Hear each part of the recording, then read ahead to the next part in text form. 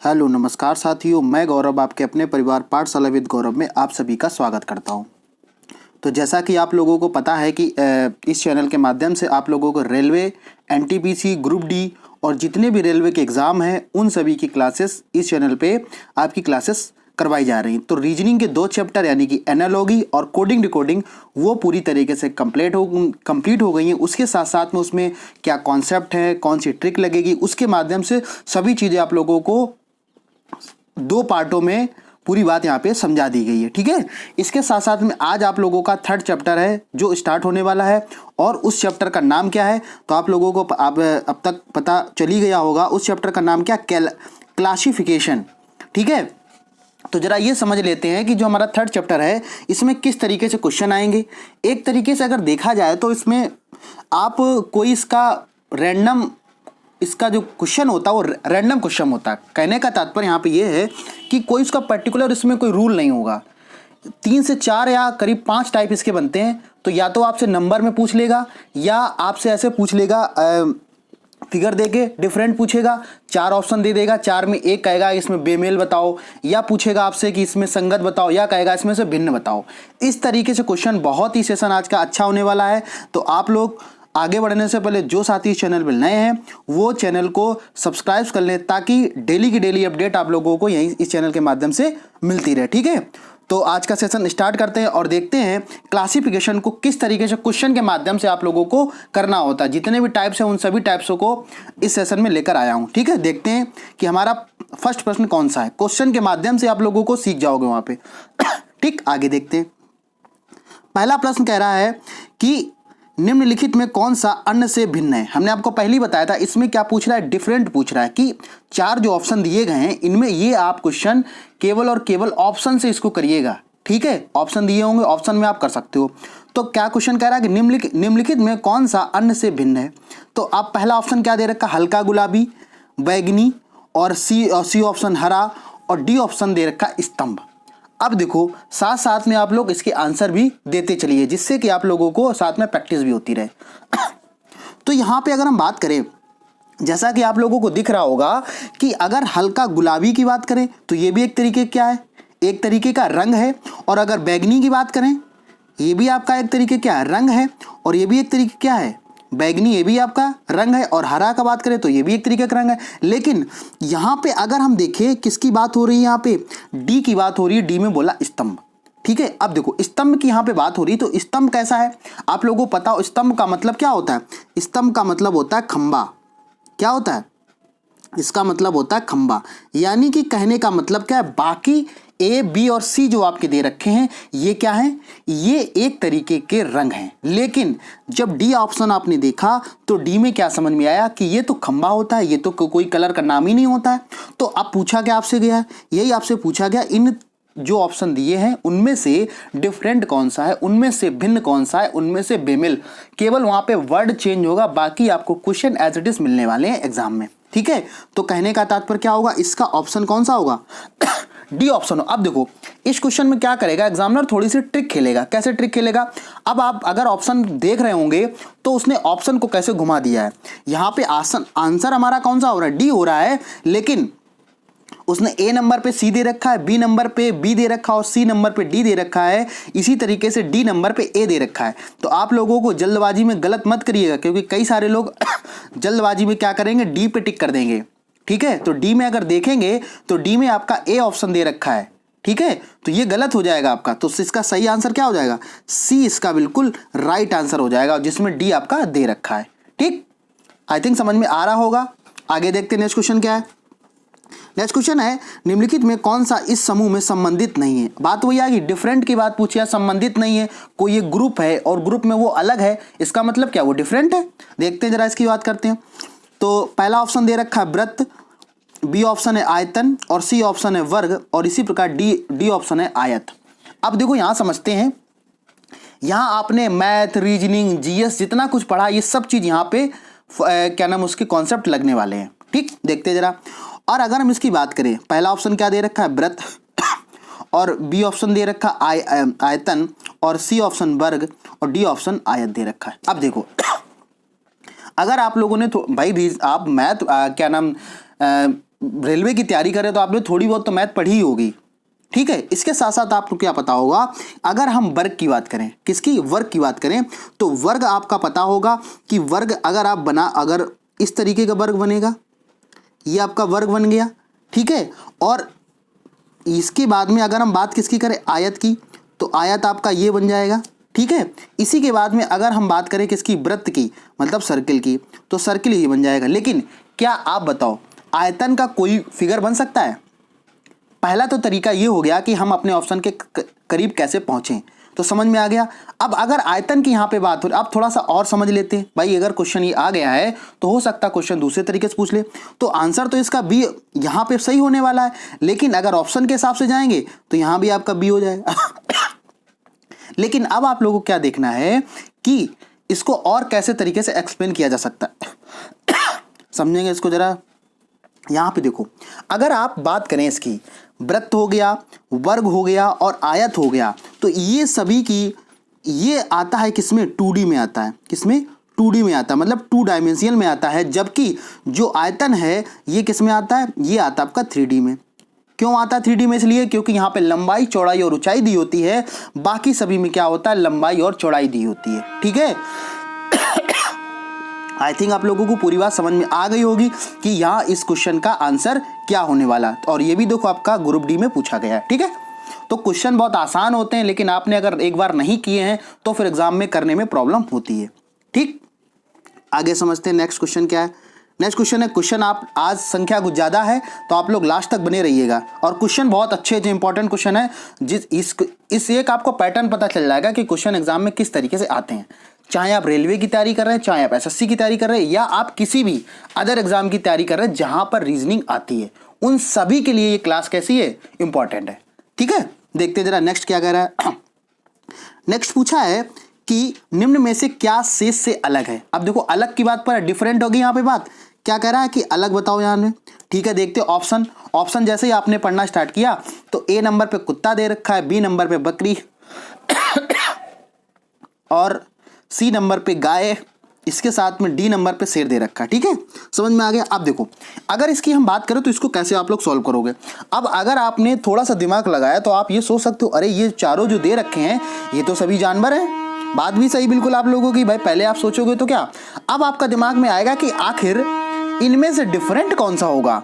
तो उसके लिए आप क्या दिमाग लगा सकते हो, भाई बकरी है, कुत्ता है और गाय है। अगर इन तीनों की बात करें तो ये एक तरीके से कैसे हैं, ये आपके पालतू जानवर हैं। कहने का तात्पर्य यहाँ पे ये है कि इनको हम सभी लोग इसको पाल लेते, जो घर में इसको रख सकते हैं। लेकिन क्या शेर को आप घर में रख सकते हो, ठीक है ना। समझ में आया।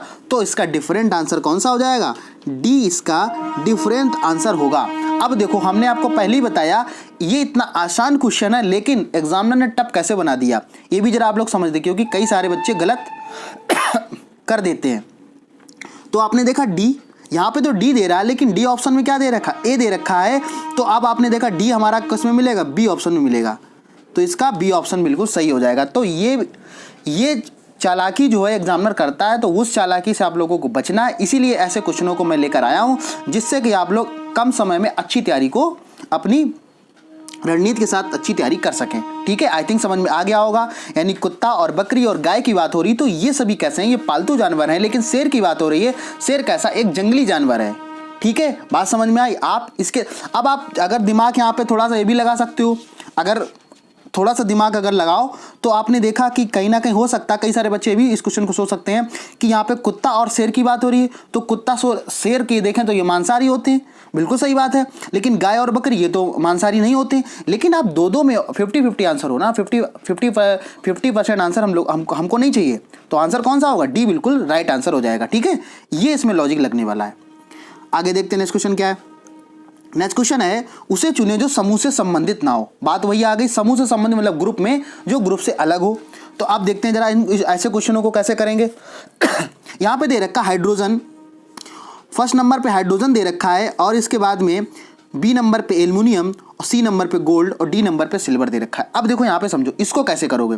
तो आप लोगों को पता है कि आप लोगों ने केमिस्ट्री में पीरियोडिक टेबल पढ़ी होगी। अगर नहीं भी पढ़ी है तो आप लोग इसका आंसर थोड़ा सा देने में प्रॉब्लम हो सकती है, क्योंकि जिसने बिल्कुल नहीं पढ़ा है, लेकिन मैं उम्मीद लगा रहा हूँ कि अगर आप रेलवे की तैयारी कर रहे हैं या किसी भी चीज़ तैयारी कर रहे हैं तो आपको इतना तो जानकारी होनी चाहिए।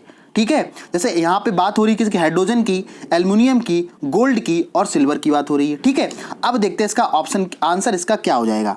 और ये जो क्वेश्चन ये आपके आरपीएफ कांस्टेबल में पूछा गया है, समझते हैं जरा इस क्वेश्चन को। तो यहाँ पे देखो, आप अगर थोड़ा सा दिमाग लगाओगे तो आप लोगों को पता होगा या आप लोगों ने सुना होगा कि हाइड्रोजन क्या होती है, एक तरीके की गैस होती है। बात समझ में आ गई, ये क्या है, एक तरीके की गैस है। लेकिन अगर हम बाकी की बात करें, गोल्ड की बात करें या एल्युमिनियम की बात करें या सिल्वर की बात करें, तो ये तीनों क्या है, तीनों के तीनों क्या है, ये धातु हैं। क्या है, धातु, यानी कि ये मेटल हैं। बात समझ में आ गई, कहने का मतलब समझ में आया कि इन तीनों में अलग कैसे। भाई एल्युमिनियम की बात करें ये भी आपका धातु है, गोल्ड की बात करें ये भी धातु, और सिल्वर आपका ये भी धातु है। लेकिन जब हाइड्रोजन की बात की जाती है तो हाइड्रोजन क्या हो जाता है आपका, हाइड्रोजन आपकी गैस होती है। ठीक, तो इसका सही आंसर क्या हो जाएगा, यही इससे सबसे अलग है ग्रुप से, तो आंसर क्या हो जाएगा, इसका ए आंसर बिल्कुल राइट हो जाएगा। आगे देखते हैं नेक्स्ट क्वेश्चन क्या है। नेक्स्ट क्वेश्चन में यहाँ पे बात हो रही है कि दिए गए विकल्पों में से विषम को ज्ञात कीजिए। फिर वहीं देखो यहाँ पे बात पूछ दी, हमने क्या बताया, या तो डिफरेंट कहेगा या विषम कहेगा या बेमेल कहेगा या भिन्न कहेगा, केवल आप वहाँ पे लैंग्वेज चेंज होगी और क्वेश्चन आपको एज इट इज सेम मिलने वाला है। ठीक है, तो देखते हैं जरा क्या है। पहला ऑप्शन दे रखा है, पहले ऑप्शन की अगर बात करें तो शटर दे रखा है, बी ऑप्शन डोर दे रखा है, सी ऑप्शन विंडो दे रखा है और डी ऑप्शन सेल्फ दे सकता है। ठीक है, अब देखो यहाँ पे थोड़ा सा अगर आप दिमाग लगाओ, ठीक है, तो इसका आंसर बहुत ही आसान है। लेकिन कैसे, जरा इसको समझते हैं। क्योंकि देखो होता क्या है कि एग्जाम में आपको हर चीज़ आती हुई आसान भी लगती है और आप कर भी देते हैं, और वो हो सकता है उसमें लॉजिक दूसरा लग रहा हो। इसी कारण से क्या होता है, जब आप घर आते आते आपका क्वेश्चन वो गलत हो जाता है। ठीक है, अब देखो यहाँ पे शटर की बात हो रही है, ठीक है, यहाँ पे डोर की बात हो रही है, ये भी ठीक है, विंडो की बात हो रही है और सेल्फ की बात हो रही है। तो आप पहले जो आपको पता उसके बारे में जानो। तो विंडो आपको पता है, विंडो की यहाँ पे बात हो रही, विंडो क्या होती है, किस में लगाई जाती है, घर में लगाई जाती है, ये भी आपको पता है, किसमें, दीवार में। डोर की बात हो, डोर क्या है, ये भी दरवाजा है, ये भी समझ में। और शटर की बात करें तो शटर नहीं बोलते, जो एक तरीके से क्या नाम, जितनी भी आपकी शॉप होती है वहाँ पे शटर वाला वो लगा होता है, क्या नाम, गेट लगा होता है। ठीक है, ऊपर और नीचे करने वाला। तो ये क्या हुआ, ये अगर देखा जाए तो खिड़की है और क्या है, विंडो है। खिड़की, विंडो और क्या है, दरवाजे हैं। ठीक है, लेकिन हमने देखा सेल्फ आपका अगर यहाँ पे बात की जाए तो यहाँ पे अगर इसका सही मीनिंग होगा, सेल्फ का मतलब होता है जिससे आपके क्या बनते हैं, तखत बनता है। जो लकड़ी प्लेन होती है उसको बोला जाता है सेल्फ। और अब अगर वैसे भी अगर वहाँ तक नहीं पहुँच पा रहे हैं तो सेल्फ का अगर वैसे आप यहाँ पे दिमाग लगाएंगे तो सेल्फ का मतलब यहाँ पे स्वयं भी हो सकता है। बात समझ में आ गई, तो ऐसे भी ये डिफरेंट हो जाएगा। आप किसी भी तरीके से आपको केवल क्वेश्चन के अपने आंसर के करीब पहुंचना होता है। तो इसका राइट आंसर क्या हो जाएगा, डी बिल्कुल इसका राइट आंसर हो जाएगा, जो तीनों में कैसा है, डिफरेंट है। और ये भी ग्रुप डी में पूछा गया है। आगे देखते हैं नेक्स्ट क्वेश्चन क्या है। नेक्स्ट क्वेश्चन आपसे पूछ रहा है कि विषम को पहचानिए। फिर यहाँ पे विषम की बात हो गई तो फूल ए ऑप्शन फूल दे रखा है, बी ऑप्शन खरपतवार दे रखा है, सी ऑप्शन पत्ते दे रखा है, डी ऑप्शन तना दे रखा है। समझते हैं जरा इस क्वेश्चन को कैसे करेंगे। अब देखो, इस क्वेश्चन को करने के लिए आप थोड़ा सा अपना लॉजिक लगाएंगे। कैसे लॉजिक लगाएंगे समझते जरा। रीजनिंग बिल्कुल लॉजिक पे चलेगी। आप रीजनिंग में मैं जो टारगेट बना के चल रहा हूँ आप लोगों के लिए, ये टारगेट है 30 में 30 का। ठीक है, अगर आप लगातार आप पाठशाला विद गौरव चैनल के माध्यम से अगर आप जुड़े रहें तो मैं आपको विश्वास दिलाता हूं कि आपको 30 में 30 रीजनिंग में तो आपके नंबर आने ही वाले हैं। ठीक है, आप जैसे जिस तरीके से आपको बताया जाए चीज़ों को उसी तरीके से आप लोगों को करना है। ठीक है, बहुत रीजनिंग आसान होती है और जितनी जल्दी आप रीजनिंग में कॉन्सेप्ट अपना क्लियर कर लेंगे उतना ही आपको मैथ के लिए बहुत अच्छा फायदा होने वाला है। समझेंगे जरा इस क्वेश्चन को।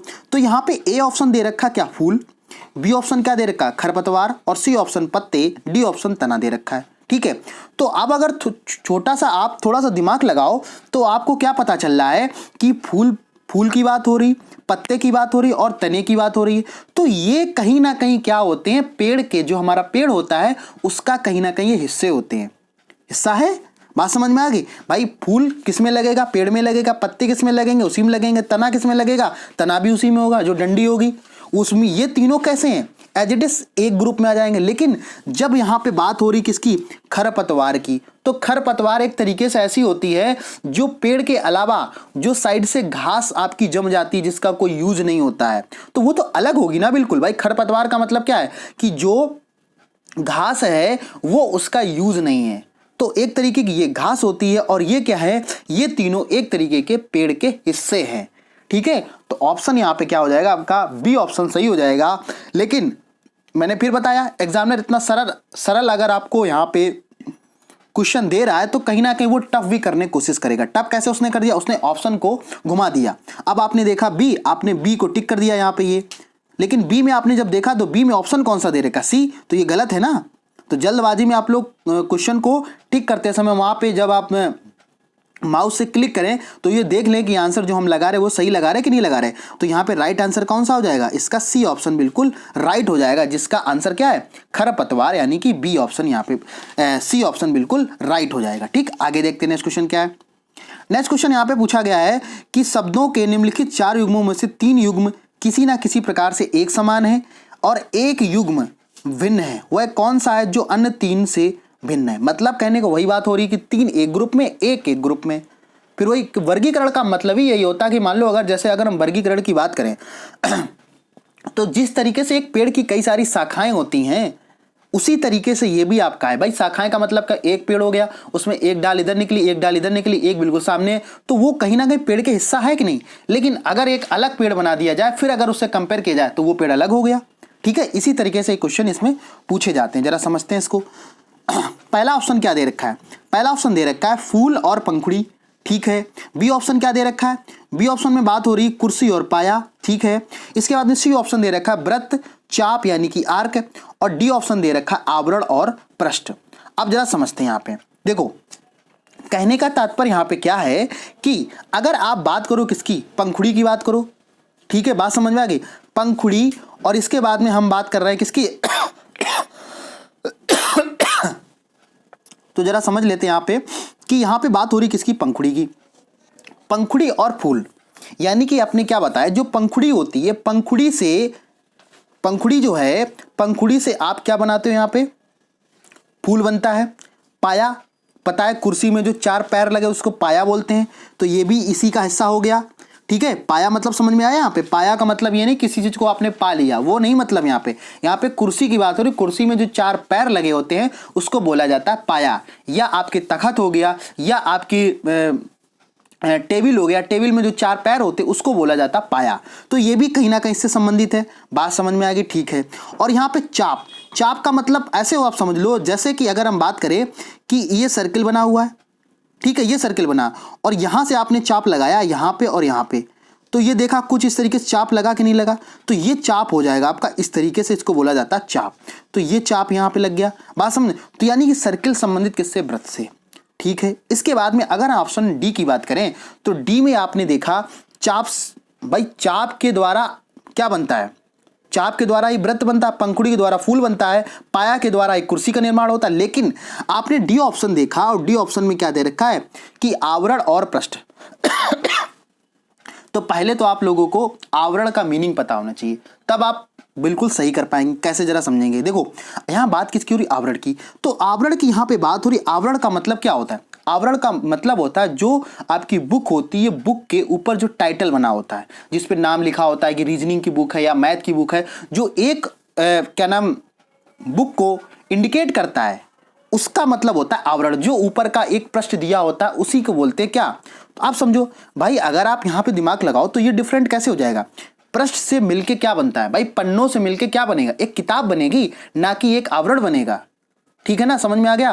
कहने का मतलब यहाँ पे क्या हुआ कि यही आपका ऑप्शन कैसा है, जो अलग है, और वो आंसर कैसा है, डी बिल्कुल इसका राइट आंसर हो जाएगा। आई थिंक आप लोगों को समझ में आ गया होगा कि ऐसे क्वेश्चनों को किस तरीके से हम क्वेश्चन को टैकल करते हैं। ठीक है, समझ में आ गया। कहने का मतलब यहाँ पे क्या कि पृष्ठ का, यहाँ पे पृष्ठ से आप कई सारे पन्नों को मिला के क्या बनाओगे, एक किताब बनाओगे, ना कि कई सारे पन्नों से मिला के एक आवरण बनाओगे। ठीक है, तो इसका आंसर क्या हो जाएगा, डी बिल्कुल इसका सही आंसर हो जाएगा। आप लोग साथ साथ में आंसर भी देते चलिएगा, जिससे कि आप लोगों को पता चल सके कि आप कितना, आप लोगों ने कितनी तैयारी आप लोगों ने कर ली है। ठीक है, आगे देखते हैं नेक्स्ट क्वेश्चन क्या है। नेक्स्ट क्वेश्चन पूछ रहा है यहाँ पे विषम को चुने। अब विषम का मतलब फिर भी यहाँ पे डिफरेंट की बात हो रही है। तो ए ऑप्शन में कोकीन दे रखा है, बी ऑप्शन में कैफीन दे रखा है, सी ऑप्शन में निकोटीन और डी ऑप्शन में हीरोइन दे रखा है। ठीक है, अब जरा समझ लेते हैं इसको। तो इसमें डिफरेंट की बात कह रहा है, किसकी बात कर रहा है? डिफरेंट की बात कर रहा है।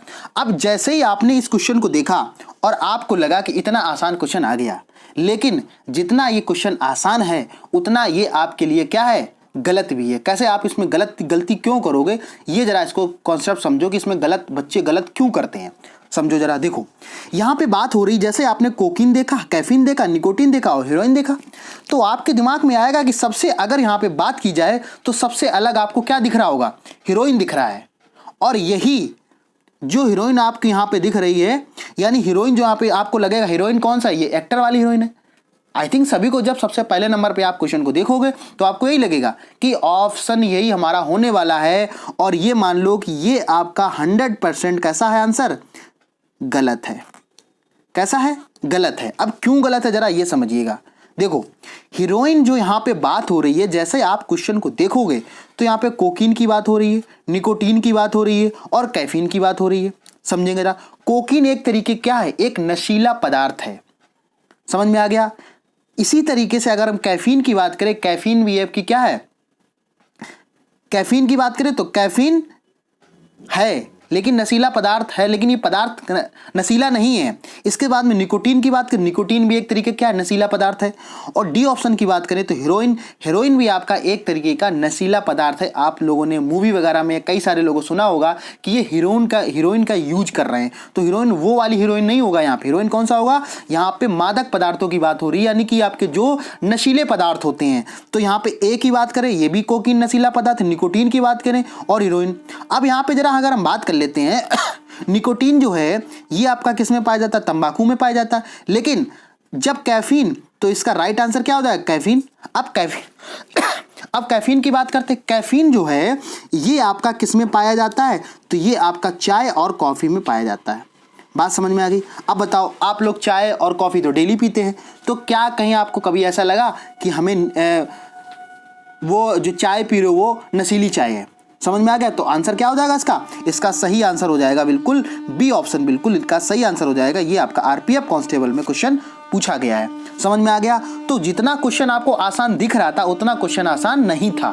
ठीक है, जब तक आपने अगर प्रैक्टिस नहीं करी है तो आप एग्जाम में गलत करके ही आएंगे। ठीक, आगे देखते हैं नेक्स्ट क्वेश्चन क्या है।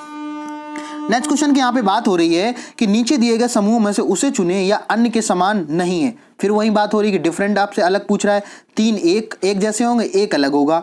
यहाँ पे पूछा गया है छिपकली, ठीक है, सांप, मगरमच्छ और सरीसृप। यहाँ पे बात किसकी हो रही है? छिपकली की बात हो रही है, सांप की बात हो रही है, मगरमच्छ की बात हो रही है और सरीसृप की यहाँ पे बात हो रही है। समझो यहाँ पे अगर यहाँ पे बात की जाए, बात समझना ध्यान से, थोड़ा सा डिफरेंट क्वेश्चन है, लेकिन आपको क्या है कि आप बिल्कुल इतना एक्सप्लेन कर देंगे अगर अब ये क्वेश्चन आ जाएगा तो आप इस क्वेश्चन का आसानी से आंसर दे सकते हैं। ठीक है, समझते हैं जरा। तो यहाँ पे अगर आपने देखा होगा कि छिपकली की बात हो रही है, सांप की बात हो रही है, मगरमच्छ की बात हो रही है। तो अब देखो, जो आपको पता होता है उसी के अकॉर्डिंग आप आंसर के करीब पहुँचते हैं। सांप आपको पता है, सांप का काम क्या होता है? सांप हमेशा क्या करता है? रेंगने का काम करता है। ठीक है, मगरमच्छ भी आपका कैसा है? रेंगने का काम करता है। छिपकली की बात हो रही है तो छिपकली कैसी है? छिपकली भी आपका उसी में आ जाएगी। लेकिन अब बात करते हैं कि भाई सरीसृप क्या है।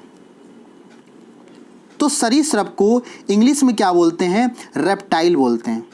क्या बोलते हैं? रेप्टाइल यहाँ पे इसको बोलते हैं।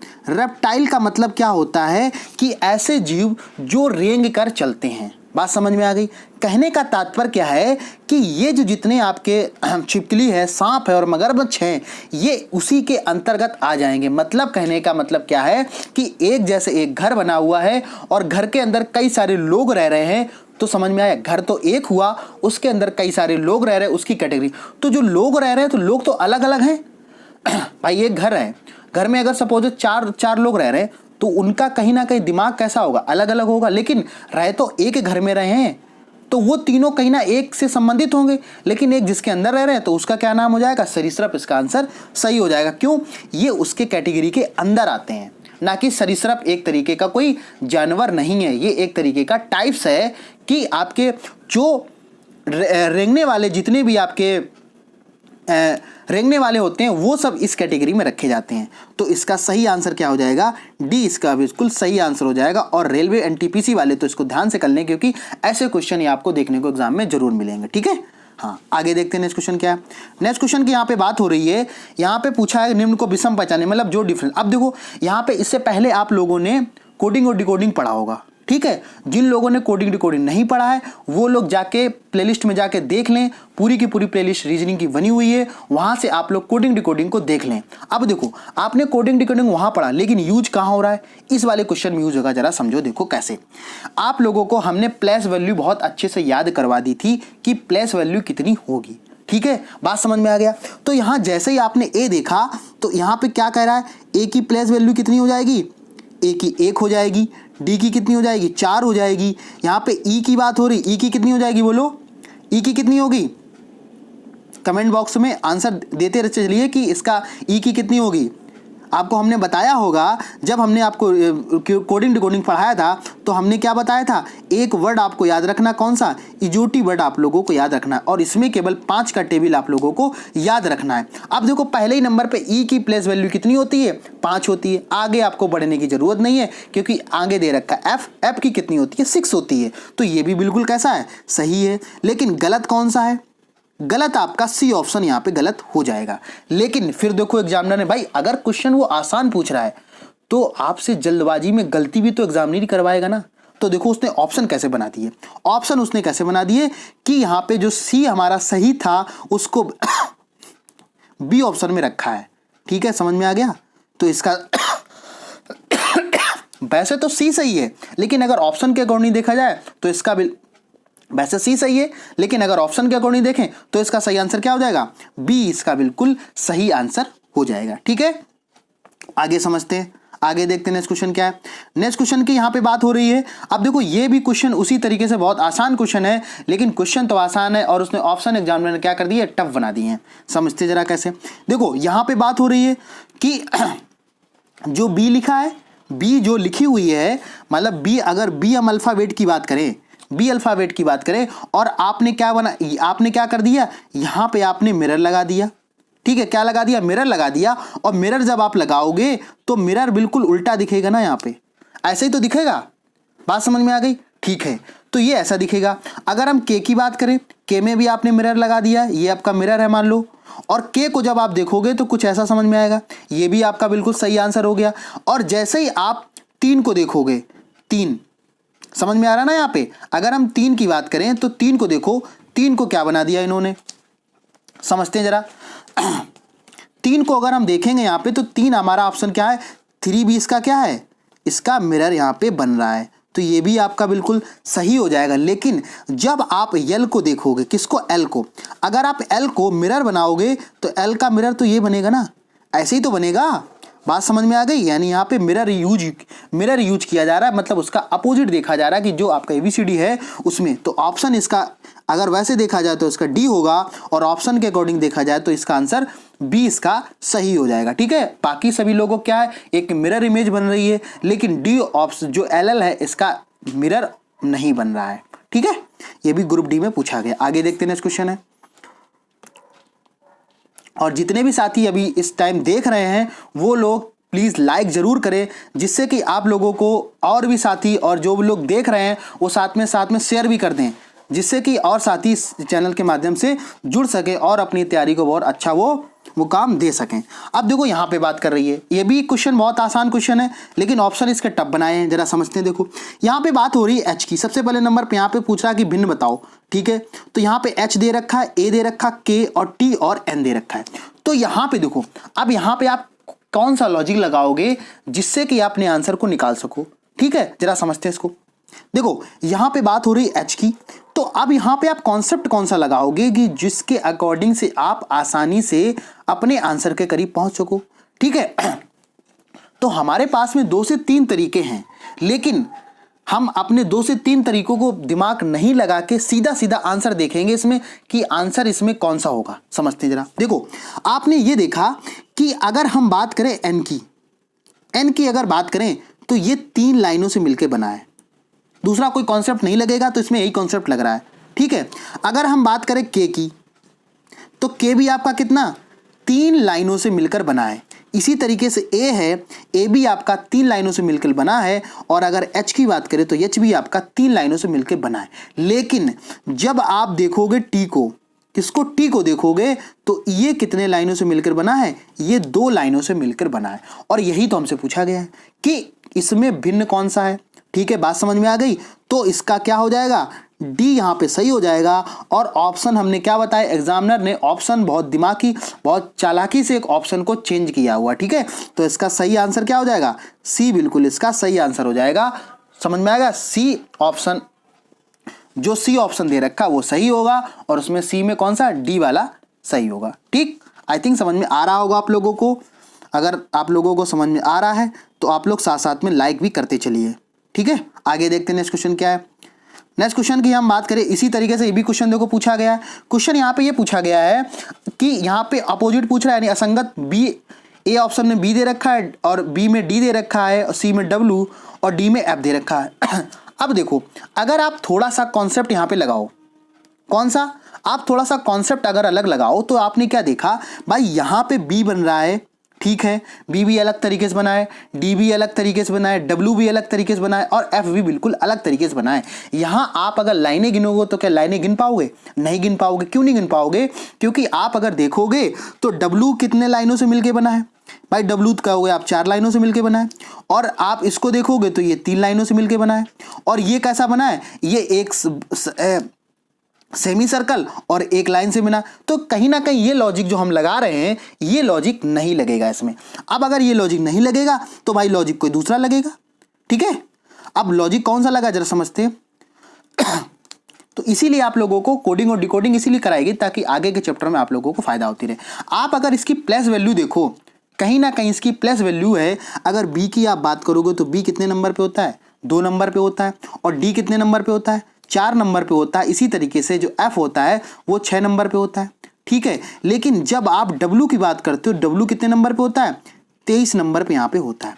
आई थिंक आप लोगों को समझ में आ गई। या तो देखो, इसको आप दो से 3 तरीके से इसके आंसर दे सकते हो। कैसे, अगर आप देखो जाए बी सिंगल वैल्यू में आंसर आ रहा है, डी सिंगल वैल्यू में और एफ सिंगल वैल्यू में, लेकिन डब्ल्यू जो है ये आपका डबल डिजिट में आंसर आ रहा है। एक तो तरीका ये लगा सकते हो। दूसरा तरीका क्या लगा सकते, दूसरा तरीके से आप आंसर कैसे बता सकते हो कि आप देखो 2 से डिविजिबल जितनी भी 3 ऊपर की जो बी दे रखा है, डी दे रखा है, एफ दे रखा है, 2 से पूरी डिविजिबल हो रही है। लेकिन क्या 23 2 से डिविजिबल हो रहा है, तो यहां भी ऐसे आप आंसर लगा सकते हो। ये भी लॉजिक आप लगा सकते हो। तो 23 2 से डिविजिबल नहीं है, इसलिए ये क्या है, ये डिफरेंट हो जाएगा।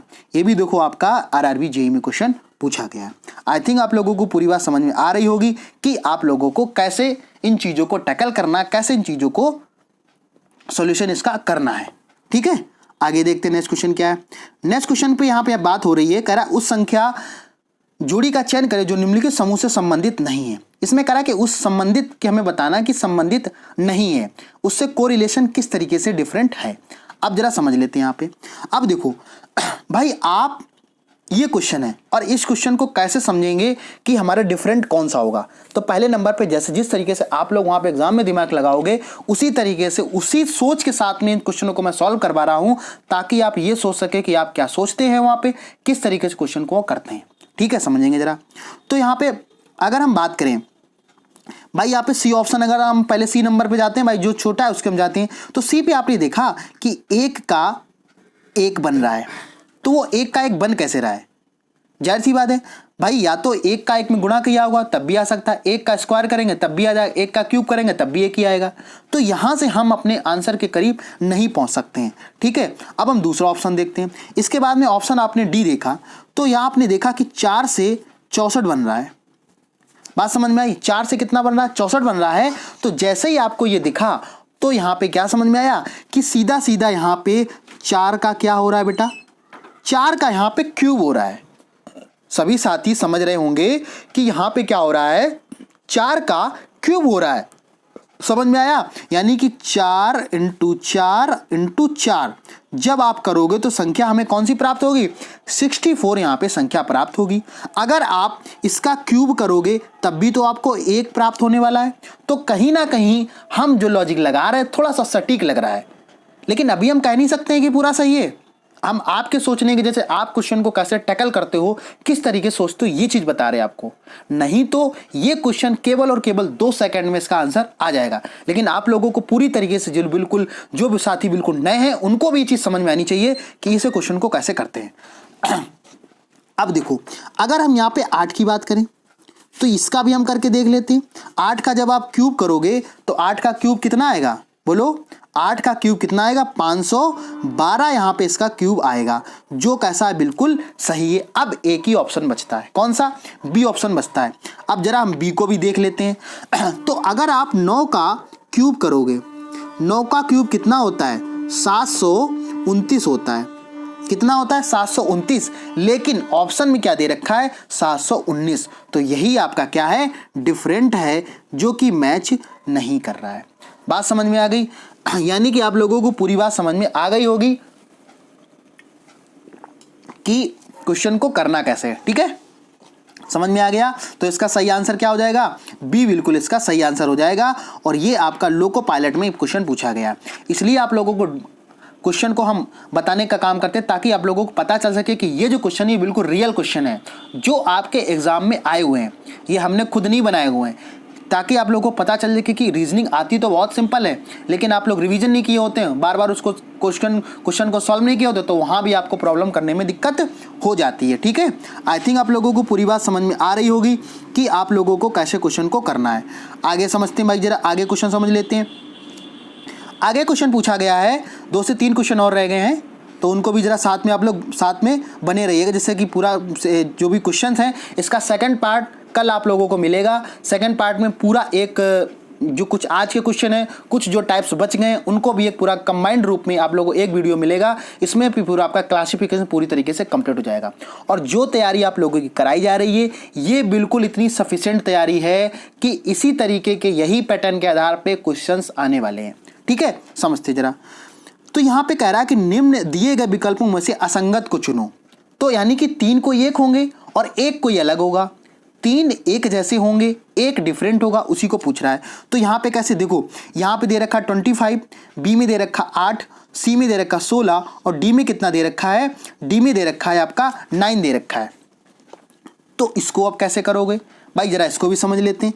तो जब हम इसकी बात कर रहे हैं यहाँ पे कि इसको हम कैसे करेंगे या किस तरीके से इसको हम सॉल्व करेंगे, तो आप लोग यहाँ कैसे करोगे या आप इस तरीके क्वेश्चन को कैसे सॉल्व करोगे, इसको भी जरा समझ लेते हैं। तो देखो यहाँ पे समझो, यहाँ पे बात हो रही है कि यहाँ पे अगर 25 को आप देखोगे तो कहने का मतलब यहाँ पे क्या समझ में आ रहा कि 25 कहीं ना कहीं ये 5 का क्या है, स्क्वायर है, ये कहीं ना कहीं 4 का स्क्वायर दिख रहा हमें, और 3 कहीं ना कहीं 9 कहीं ना कहीं 3 का स्क्वायर दिख रहा है। लेकिन जब आप 8 देखोगे तो ये क्या है, 2 का क्यूब है, और यही क्या है, अलग है। भाई सभी में स्क्वायर लग रहा है और एक में क्यूब आ रहा है। तो आप जब ऐसे क्वेश्चनों को बार बार, आप लोगों को सबसे पहले नंबर पे करना क्या है, आप लोगों को जो साथी बिल्कुल नए हैं और जिन्होंने अभी तैयारी को स्टार्ट किया है, वो लोग क्या करेंगे कि 25 तक आप लोगों को कम से कम स्क्वायर पता होने ही चाहिए, और 20 तक कम से कम क्यूब आप लोगों को पता होना चाहिए। बात समझ में आ गई? तब आप क्या करेंगे, क्वेश्चन आपको एग्जाम में जब क्वेश्चन को सॉल्व करेंगे तो उन क्वेश्चनों को बहुत आसानी से कर सकते हैं, क्योंकि पता चले आप वहाँ पे क्या कर रहे हैं, आप उसी तरीके से वहाँ पे क्या बोलते हैं कि आप जब यही करने बैठे, स्क्वायर निकालने बैठ गए, तो आप क्वेश्चन कब सॉल्व करोगे। ठीक है, हाँ आगे देखते हैं। और जल्दी आप लोगों की मैथ क्लास, आप जो साथी कमेंट बॉक्स में कमेंट कर रहे हैं कि सर मैथ की क्लास के लिए, तो मैथ भी क्लास आपकी जल्दी स्टार्ट होने वाली है। आप लोग थोड़ा सा पेशेंस, धैर्य बनाए रखिएगा। ठीक है, आगे देखते हैं नेक्स्ट क्वेश्चन क्या है। नेक्स्ट क्वेश्चन है, यहाँ पे कह रहा है कि दिए गए विकल्पों से असंगत को चुने। अब देखो उसी तरीके से यहाँ भी पूछ दिया। अब यहाँ कैसे हम क्वेश्चन को करेंगे, तो जैसे ही आपने क्वेश्चन देखा तो आप लोगों में एक चीज दिमाग में आ गई कि कहीं ना कहीं जो 63 है ये कैसा है, ये पूरी तरीके से मतलब इसमें भाग चला जाएगा। लेकिन क्या बताओ, आप 43 में डिवाइड करो, किसी डिवाइड हो रहा, नहीं डिवाइड हो रहा, 73 नहीं हो रहा है, और 53 नहीं हो रहा है। तो यानी कि इसमें अलग कौन सा है, ये बिल्कुल आंसर सही हो जाएगा। कौन सा, 63 इसका बिल्कुल राइट आंसर हो जाएगा यहाँ पे। ठीक है, आगे देखते हैं नेक्स्ट क्वेश्चन क्या है। अब देखो, अगर हम इस क्वेश्चन की बात करते हैं, क्वेश्चन ये कह रहा है कि आप लोगों से ये पूछा गया है कि दिए यहाँ पे असंगत को बताना है। किसको? असंगत को बनाना। अब देखो यहाँ पे समझो, पहले नंबर पे क्या दे रखा है। अब इस क्वेश्चन को कैसे आप सॉल्व करोगे, आप जरा ये समझ लो।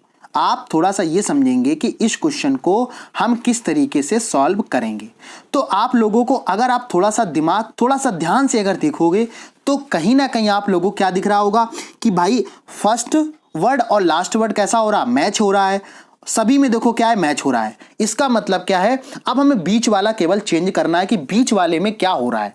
तो देखो जरा लिख लेते हैं, इसको लिख के ही सॉल्व कर पाएंगे। HIH लिखा है, ठीक है। यानी कि कहने का मतलब क्या है, अगर इसको देखें लिखा क्या हुआ, जरा इसको समझ लेते हैं, एक मिनट इसको समझ लेते हैं क्या है। देखो इसको कैसे करना आप लोगों को, जैसे अगर हम इसकी बात करें, क्या लिखा है, H लिखा है, J लिखा है और H लिखा है, ठीक है। यानी कि अगर आप बात करोगे यहाँ पे H के बाद क्या आएगा, I आएगा, और इसके बाद क्या आएगा, J आएगा, ठीक है, सही बात है बिल्कुल। और J के बाद में फिर वही वर्ड लिखा जा रहा है, यानी कि H लिखा जा रहा है, ठीक है। इसी तरीके से अगर हम बात करें B की, तो B को एक गैप करोगे, क्या आएगा, D आएगा ना B के बाद में, और फिर एक माइनस कर दिया तो फिर क्या आएगा, B आ जाएगा वही। यानी कि ये बिल्कुल सही है। लेकिन जब आप ऑप्शन किसके पास पहुंचोगे, भाई Q का देख लो। अगर Q की बात करोगे तो Q के बाद क्या आता है, बोलो Q, अगर OPQRS, यानी कि R, यहाँ R आएगा, R के बाद S आएगा। यानी कहने का मतलब एक वर्ड छोड़ के आंसर आ रहा है, तो आपका यहाँ भी वही चीज होनी चाहिए। तो यहाँ पे T दे रखा है, अब T के बाद में अगर जाओगे STUV होना चाहिए। यहाँ पे क्या होना चाहिए, इसके अकॉर्डिंग से हमारा जो लॉजिक इसमें लग रहा है, तो आपने क्या देखा कि यहाँ पे S के बाद क्या आता है, T के बाद क्या आता है, U आता है, U के बाद में B आता है। तो अगर यहाँ पे B और T दिया होता तो बिल्कुल ये आंसर कैसा होता, सही होता। लेकिन हमें चुनना किसको है, असंगत को चुनना। तो इसका सही आंसर क्या हो जाएगा, C बिल्कुल इसका राइट आंसर हो जाएगा, ठीक है। आई थिंक आप लोगों को पूरी बात समझ में आ गई होगी। कैसे उस क्वेश्चन को मैंने पहचाना कि आपका फर्स्ट वर्ड और लास्ट वर्ड कैसा सेम दे रखा है। अब बीच वाले को हमें पहचानना है कि बीच वाला कैसे आया है, ठीक है। आगे बढ़ते हैं, देखते हैं नेक्स्ट क्वेश्चन, ठीक है। समझ में आ गया। तो जितने भी आपके क्वेश्चन थे वो इतने इंपॉर्टेंट क्वेश्चन है, जितने भी अच्छे क्वेश्चन बनते हैं, जो एग्जाम में बार बार रिपीटेड क्वेश्चन होते हैं, उन सभी क्वेश्चन को मैं इस सेशन में आप लोगों के सामने लाया था। और आप लोगों को कमेंट बॉक्स में ये जरूर बताना कि आज का सेशन आप लोगों को कैसा लगा है, और क्या आप लोग कुछ आपकी पढ़ाई में इंप्रूव हो रहा है। ये भी आप लोगों को कमेंट बॉक्स के जरिए आप बताइएगा कि आप लोगों को आज का सेशन कैसे लगा। और इसके साथ साथ जो साथी चैनल पर नए हैं उन साथियों से रिक्वेस्ट है कि वो चैनल को प्लीज़ सब्सक्राइब जरूर कर लें और बेल आइकन दबा दें, जिससे कि आप लोगों को डेली की डेली अपडेट यहाँ इस चैनल के माध्यम से मिलती रहे। और इसके साथ में करंट अफेयर क्लास भी आप लोगों की सुबह हो रही, तो आप करंट अफेयर क्लास में भी आइएगा, जिससे कि आप लोग अपनी करंट अफेयर भी तैयार कर लें। क्योंकि आज ये जो पैटर्न बन रहा है वो 25% क्वेश्चन करंट से ही आते हैं, ठीक है। आई थिंक आप लोगों को समझ में आ गया होगा। इसके साथ साथ आप हमें फेसबुक पे, इंस्टाग्राम पे, ट्विटर पे, यूट्यूब पे आप हमें फॉलो कर सकते हैं। पाठशाला विद गौरव के नाम से आप सर्च करिएगा, आप लोगों को वहाँ पे मिल जाएंगे। वहाँ भी आप लोगों को डेली की डेली अपडेट वहाँ पे मिलती रहती है।